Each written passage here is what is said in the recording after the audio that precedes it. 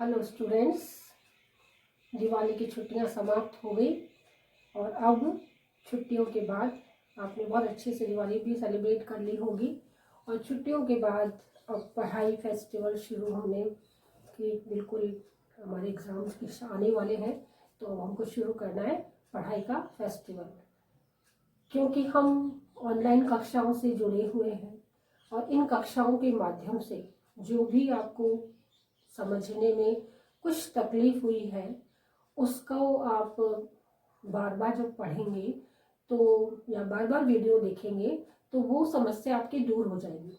लेकिन आपको अच्छे से देखना होगा, समझना होगा और तभी आपको पूरे से याद हो जाएगा तुरंत उसी समय कि आप लोग क्या पढ़ रहे हैं और क्या आपको अच्छे से समझ में आया है और क्या नहीं आया है। ये आपको अच्छे से समझ में आ जाएगा कि जब हम 2 बार किसी वीडियो को देख लेंगे तो वो याद हो जाता है। वैसे ही जैसे अपन पिक्चर देखते हैं तो आपको याद हो जाता है, तो ऐसे ही ये भी आपको याद हो जाएगी। तो आज जो हम पढ़ने जा रहे हैं अरस्तु का नया सिद्धांत, जिसका नाम है क्रांति विषयक सिद्धांत।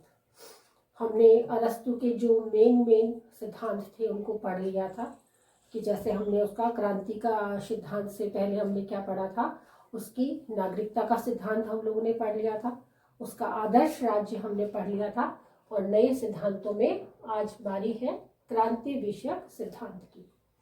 तो जैसे ही क्रांति शब्द हमारे दिमाग में आता है तो उसका अर्थ किस रूप में आता है? उसका अर्थ आता है, क्रांति का अर्थ कि कहीं विद्रोह है, कहीं सशस्त्र विद्रोह है, किसी भी रूप में विद्रोह या विरोध जब नजर आता है तो उसे हम क्रांति का रूप दे सकते हैं। चाहे वो हिंसात्मक क्रांति हो, अहिंसात्मक क्रांति हो, लेकिन वो विद्रोह अवश्य होता है। ये बात हमारे दिमाग में आती है क्योंकि हमने 1857 की क्रांति और प्लासी का युद्ध, ऐसे क्रांतियां बहुत सारी पढ़ी हैं, तो उसका अर्थ यही होता है।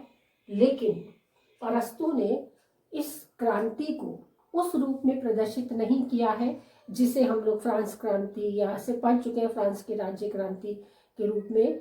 तो ये इसका अर्थ उस रूप में नहीं दिया है, बल्कि इसने क्रांति का अर्थ राज्य शासन या व्यवस्थाओं में जब कभी भी कोई परिवर्तन होता है उसे नाम दिया है क्रांति का।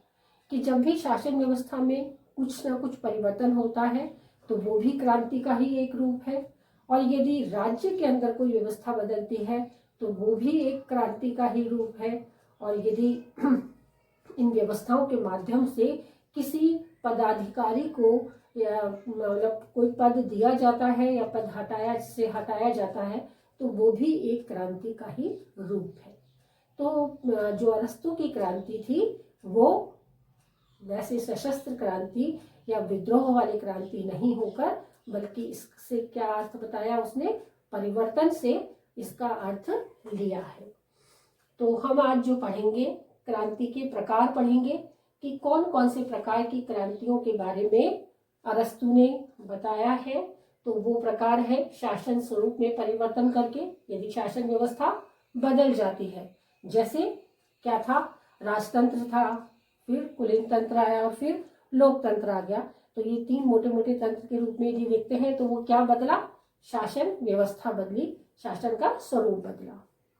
उसके बाद में हम देखते हैं शासन के प्रयोगकर्ताओं को बदलने वाली क्रांति। जैसे राजतंत्र चल रहा है, राजतंत्र में कौन, जैसे जो राजा था उस राजा को हटाया, अब उसकी जगह दूसरे राजा को नियुक्त कर दिया, तो वो प्रयोगकर्ता बदल गए। फिर यदि कुलीन तंत्र है तो कुलीन तंत्र में 10 लोगों की कोई एक पंचायत है, शासन व्यवस्था चला रहे, उन 10 को बदल दिया, या 10 में से 4 को बदल दिया, 6 वही हैं, फिर नई व्यवस्था बना दी, तो वो प्रयोगकर्ता बदल गए। लोकतंत्र है तो उसमें वही निर्वाचित व्यक्ति बदल गया है, तो ये भी व्यवस्था उससे ही रिलेट करती है कि शासन में प्रयोगकर्ता के बदलने वाली क्रांति। अगला है शासन की शक्ति की मात्रा में परिवर्तन करने वाली क्रांति। यदि शासन की शक्ति कम है तो क्या होगा, शासन की शक्ति ज्यादा है तो क्या होगा, तो वो जो परिवर्तन होगा वो भी क्रांति का ही एक रूप होगा अरस्तु के अनुसार। अगली क्रांति का प्रकार है नए पदों की सृजनशीलता वाली क्रांति। कि जैसे जो पद चल रहे हैं, जो मुख्य मुख्य पद होते हैं वो तो चल ही रहे हैं, लेकिन कभी कभी बीच बीच में नवीन पदों का भी सृजन हो जाता है, क्योंकि कार्य की अधिकता की वजह से या समस्याओं के समाधान के रूप में नवीन पदों का सृजन होता रहता है। सृजनशीलता का अर्थ होता है ग्रहण करना। हम कोई नई बात को अपना रहे हैं, ग्रहण कर रहे हैं, तो वो है क्या ग्रहण कर रहे हैं, नए पद को ग्रहण कर रहे हैं, तो वहां पर भी क्रांति की संभावना हो सकती है। और अंतिम है पुराने पदों की समाप्ति। कि यदि कोई पद लंबे समय से चला आ रहा है और अब उस पद को हटा दिया गया है, तो हो सकता है उससे भी कोई क्रांति हो जाए, संभावना है कि क्रांति हो सकती है। तो अरस्तु ने अपने क्रांति विषयक सिद्धांतों में इन्हीं सब बातों का, पहले उसने क्रांति के प्रकार बताए, फिर उसके कारण और फिर उसके उपाय भी बताए थे कि किस प्रकार से क्रांतियों को रोका जा सकता है। तो आज हम पढ़ते हैं कि क्रांति क्या है और उसके प्रकार क्या है। सेबाइन ने लिखा है अरस्तु की क्रांति विषयक सिद्धांत के रूप में कि इस विषय से संबंधित पॉलिटिक्स के प्रश्न उसकी राजनीतिक सूझबूझ एवं नगर राज्यों के शासन का अधिकार व पूर्ण ज्ञान प्रकट करता है। कि हम जानते ही हैं कि अरस्तु बहुत ही अधिक वैज्ञानिक राजनेता था, जिसने तर्क वितर्क के रूप में ही अपनी इस क्रांति विषयक सिद्धांत की स्थापना की थी। क्रांति का अर्थ क्या होता है अरस्तु के अनुसार? अरस्तु द्वारा क्रांति शब्द का प्रयोग फ्रांस की क्रांति या साम्यवादी क्रांति जैसी नहीं है, वरन उसके द्वारा राज्य, संविधान या शासन सत्ता में होने वाले प्रत्येक परिवर्तन को क्रांति कहा जा सकता है। चाहे वो राज्य में परिवर्तन हो, चाहे संविधान में हो, या चाहे शासन व्यवस्था में हो। यूनानी नगर राज्यों की विशेषता राजनीतिक अस्थिरता रही है। हम सभी जानते हैं कि यूनान का ही रहने वाला था अरस्तु भी, तो यूनानी नगर राज्यों की विशेषता जो है वो राजनीतिक अस्थिरता की रही है। और इस राजनीतिक अस्थिरता की वजह से इतिहास साक्षी रहा है कि विश्व में अब तक होने वाली सभी क्रांतियां मनुष्य के मस्तिष्क से उत्पन्न हुई हैं, चाहे वे शासन की विरुद्ध प्रतिक्रिया स्वरूप हुई हो या महत्वाकांक्षी व्यक्तियों के स्वार्थों की भावना से उत्पन्न हुई हो। अर्थात कोई भी असंतुष्ट समूह जब पूर्व प्रचलित शासन बदलने या शासक बदलने या शासन को अनुदार या उदार बनाने या नई शासन व्यवस्था को प्रारंभ करने या उसे समाप्त करने का प्रयत्न करता है, तो अरस्तु उसी विद्रोह को क्रांति कहता है।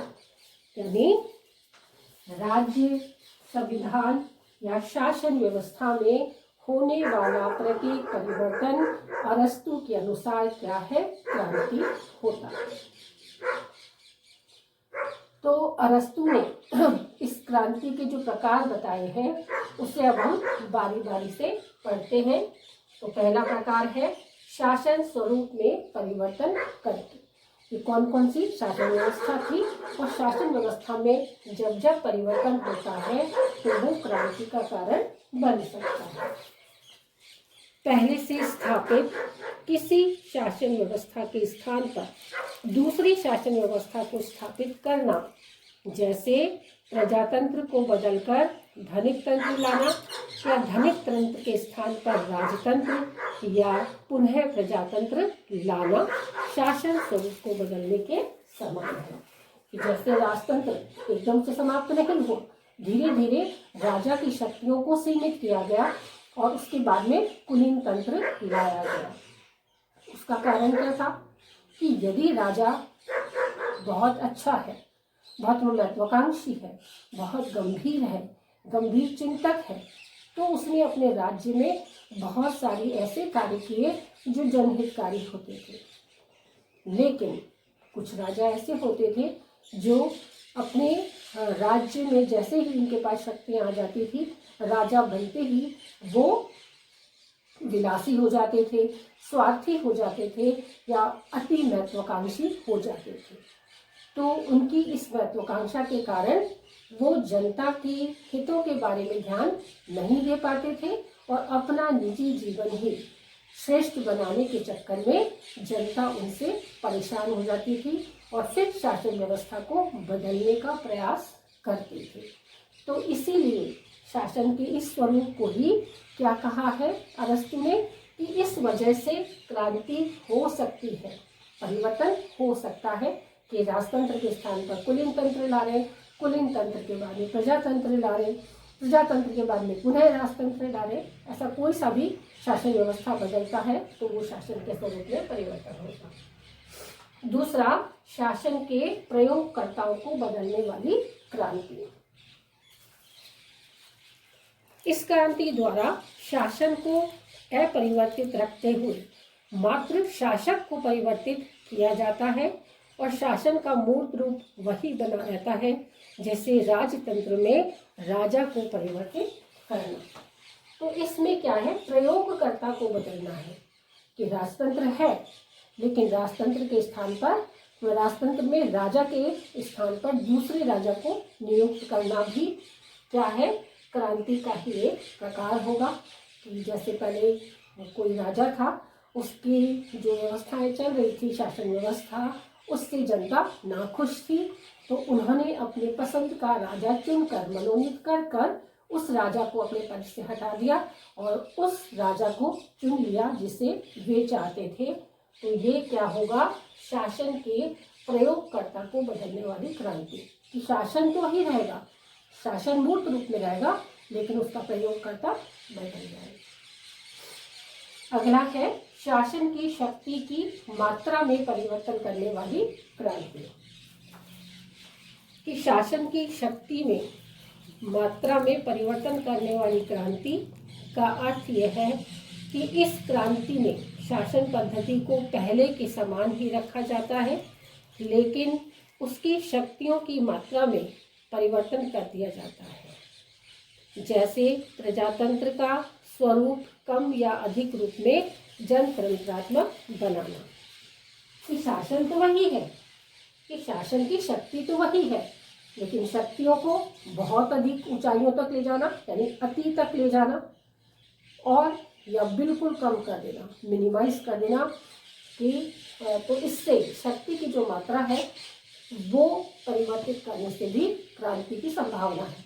कि यदि हर कार्य बलपूर्वक करवाया जाए, शक्ति के बल पर करवाया जाए तो वो कानून कैसा होगा, और कुछ ऐसा होगा कि आपकी मर्जी के हिसाब से आप कोई भी काम करो तो वो कानून कैसा होगा। यानी दोनों को अति तक ले जाना जो है वो परिवर्तन क्रांति का स्वरूप होगा। अगला है नए पदों की सृजन करने वाली क्रांति। कि परिस्थितियों को बदलने पर, शक्तियों के बदलने पर या कार्यभार की अधिकता के कारण जब जब नए पदों का सृजन होता है तो क्रांति का भी नया रूप सामने आता है। कि कई बार ऐसा होता है कि परिस्थितियां उपयुक्त नहीं है किसी भी व्यक्ति के लिए। जब कोई समस्या सामने आती है तो ऐसा होता है कि हम लोग जैसे कोई पद सृजित कर देते हैं कि यहाँ पर एक ऐसे नए पद का सृजन हो जाता है जिसकी वजह से उस समस्या का समाधान हो जाता है। तो वो पद क्या होगा, परिस्थिति को परिवर्तित कर देता है। तो इससे क्या होगा, क्रांति उत्पन्न होगी। क्रांति रोकी भी जा सकती है और उत्पन्न भी हो सकती है। तो ये नए पदों से उत्पन्न हो जाती है। और अंतिम है पुराने पदों की समाप्ति। जब नया पद सृजित हो रहा है तो हो सकता है किसी पुराने पद को हटाया भी जाए किसी शासन व्यवस्था में, तो उसका क्या फर्क पड़ता है।